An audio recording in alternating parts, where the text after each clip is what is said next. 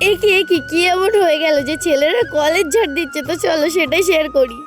প্রতিদিনের মতন আমি কিন্তু সকাল সকাল ঘুম থেকে উঠে ফ্রেশ হয়ে খেয়ে নিলাম রুটি তরকারি, খেয়ে বেরিয়ে পড়লাম কোথায় যাওয়ার জন্য জানোই তো। তারপর দেখো আমার পুচুর সাথে দেখা হয়ে গেল, আমার সোনা বাপ্পা। ও তো দুষ্টুমি করবে, কিছু করার নেই, দুষ্টু লোকের কাছে গেলে দুষ্টুমি তো দেখতেই হবে।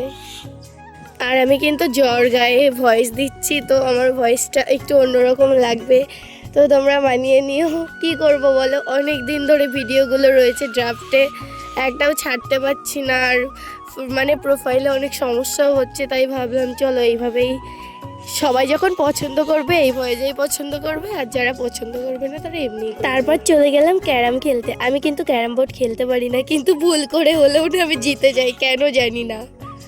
তারপর ক্যারাম খেলতে খেলতে যেহেতু বাইরে খেলা হচ্ছিল রুমে, তার জন্য প্রচুর গরম ছিল সেখানে, তো আমার গরম লেগে গেছিলো, তাই আমি চলে গেছিলাম ক্লাসরুমে। তো রুমে গিয়ে আমি ফ্যানের হাওয়া খাচ্ছিলাম, তাই তোমাদের রুমটাও একটু দেখিয়ে দিলাম। তারপর গেছিলাম ইউনিয়ন রুমে, কিন্তু গিয়ে তো আমি পুরো বোকা হয়ে গেলাম, ইউনিয়ন রুমে কেউ ছিল না, তাই আমি আবার নিচে চলে আসলাম। আমাদের ইউনিয়ন রুমে যেন একটা এসি ঘর আছে, সেই এসি ঘরটা বন্ধ হয়ে পড়ে আছে, কোনোদিনও খোলেই না। তারপরে আমরা খাচ্ছিলাম চা সবাই মিলে। আর আমার না শুধু জ্বর না, আমার সর্দি জ্বর মানে অনেক কিছু একসাথে হয়েছে, তো সেই জন্য আমি ফোনও দেখতে পাচ্ছিলাম না এই কদিন। জ্বর গায়ে ফোন দেখলে তো চোখে কেমন একটা ব্যথা ব্যথা করে, আর একটাও ভিডিও ছাড়তে পারছিলাম না, তো তাই ভাবলাম যে চলো এবার ভিডিওগুলো ছাড়া যাক। তারপর আমার বন্ধু বান্ধবীরা চলে এসেছিলো, তো ওদের সাথে কিছুটা সময় কাটানোর পরে আমি চলে গেলাম আমাদের কলেজের গ্রাউন্ডে। তো ওখানে গিয়ে দেখি সাফ সাফাই চলছে জোর কদমে। তারপর দেখো, আর একটা কথা বলছি, ওদের জন্য যদি কোনো ভালো সুপাত্রী থাকো তো যোগাযোগ করতে পারো, ছেলেরা সব কাজ জানে, শুধু একটা পাত্রীর অভাব। তোমাদের কোনো কিছু করতে হবে না, ওরাই সব করে দেবে। তো তোমরা একটু স্লো মোশনে ওদের কাজটা দেখে নাও, দেখো কি সুন্দরভাবে কাজ করছে।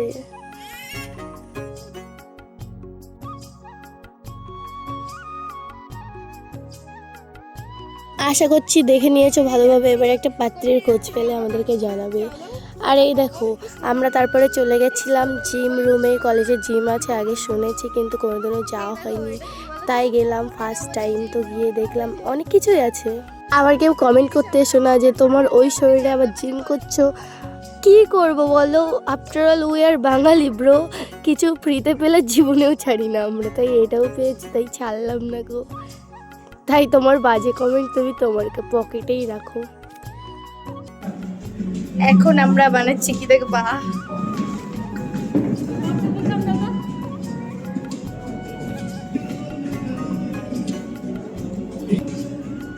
আজকে হচ্ছে চাউমিন।